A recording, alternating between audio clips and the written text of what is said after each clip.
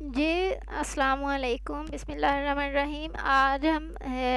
MGT 501 کو دیکھ رہے ہیں، ٹھیک ہے۔ تو یہ میں نے اس کے اوپر شو بھی کر دیا ہے، ٹھیک ہے، لکھ دیا میں نے فائنل ٹرم پیج نمبر 101 سے 199 تک ہے، ٹھیک ہے۔ تو اس کے اوپر میں ہمیشہ یہی کہتی ہوں کہ اس کو جتنی بھی تیاری کرنی ہے آپ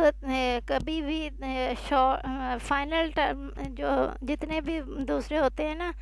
پاسٹ پیپرز ان سے نہ کریں، کیونکہ آپ کو بہت زیادہ پھر ڈیفیکلٹیز ہوتی ہیں، جو پہلے چیزیں نہیں آئی ہوتی ہیں وہ اب آ جائیں تو پھر زیادہ مشکل ہو جاتی ہے، وہ چیز پھر آپ نے پڑھی نہیں ہوتی ہے، ٹھیک ہے۔ تو آپ نے کیا کرنا ہے، جسٹ جتنا بھی آپ کے ہینڈ آؤٹس کا میں نے کیا ہوا ہے ہائی لائٹڈ، وہ آپ نے کر لینے ہیں۔ آپ کے MCQs، آپ کے شارٹ کوسچن، لارج کوسچن سب کے سب ہو جاتے ہیں اسی سے ہی۔ اور یہ ہے کہ اس سے پڑھنا شرط ہے اور مارکس اس سے بہت اچھے سے آ سکتے ہیں اگر آپ پڑھیں گے تو، ٹھیک ہے۔ تو اب آپ دیکھ لیں یہ کہ کیسے کرنا ہے اس کو، یہ ہم پہلے دیکھ لیں، اس کو وہاں تک پہنچتے ہیں جی۔ تو یہ ہم آ گئے ہیں 23 پہ، یہ دیکھیں یہاں پر آپ نے کیا کرنا ہے، اس کے جو بھی ہے نا آپ کے یہ ہے آپ کے پاس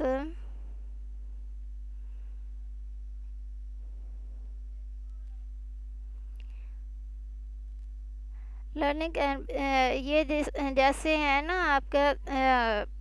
پوائنٹس جو ہوتے ہیں وہ سارے کے سارے آپ نے کرنے ہوتے ہیں، ان کی ڈیٹیلز جو ہیں وہ نہیں کرنی ہوتی ہیں، ان کی اگر کہیں کوئی ڈیفینیشن آتی ہے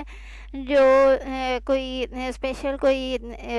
بہت زیادہ اسپیشل کوئی چیز ہوتی ہے، صرف اور صرف اس میں سے وہ ریڈ آؤٹ کرنی ہے، بیکاز یہاں پر زیادہ ڈیٹیل میں یہاں کوئی کویسچن ہوتا نہیں ہے، ٹھیک ہے، کیونکہ 5 مارکس کا کویسچن ہوتا ہے۔ 5 مارکس کے کویسچن میں زیادہ لانگ ٹرم نہیں ہوتا ہے، اور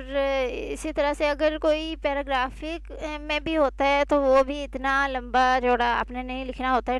ٹو دی پوائنٹ لکھنا ہوتا ہے، ٹھیک ہے۔ تو اسی طرح سے یہ دیکھیں آپ لرننگ پرنسپلز ہیں تو وہ یہ پارٹیسپیشن ہے، ریپیٹیشن ہے، یہ ریلیویشنس ہے، اور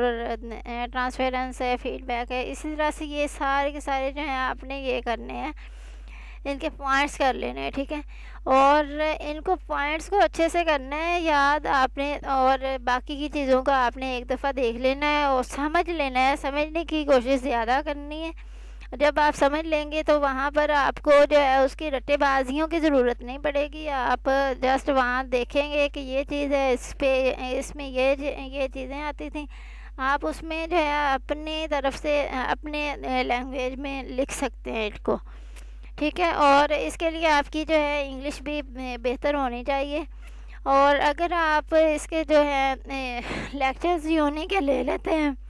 تو آپ کی انگلش جو ہے وہ بھی کافی اچھے سے امپروو ہوتی ہے۔ اور کچھ لوگ جو تقریباً موسٹلی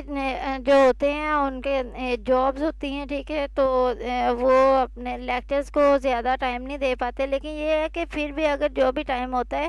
اس میں آپ لیکچرز لے لیا کریں، ٹھیک ہے، تو تاکہ آپ کا جو ہے وہ کانسیپٹ زیادہ بہتر طریقے سے کور ہو سکے، بیکاز ہمارے جو ہوتے ہیں لیکچرز وہ ہوتے ہیں PhD، ٹھیک ہے، جو PhD کے جو لیکچرز ہوتے ہیں وہ زیادہ بیسٹ ہوتے ہیں۔ ویسے تو آپ شارٹ لیکچرز جو بھی یوٹیوب سے لیتے ہیں وہ بھی آپ لیں، لیکن یہ ہے کہ یہ والی جو یونی کے لیکچرز ہوتے ہیں ان میں بھی کوئی نہ کوئی جو ہے ضرور لیا کریں تاکہ آپ کو اچھے سے سمجھ میں آ سکے۔ اب یہ تو ضروری نہیں ہے نا کہ آپ لوگوں نے 4 ایئرز BS میں لگانے ہیں اور وہ سارے کے سارے آپ نے ایسے ہی چلتے رہنا ہے،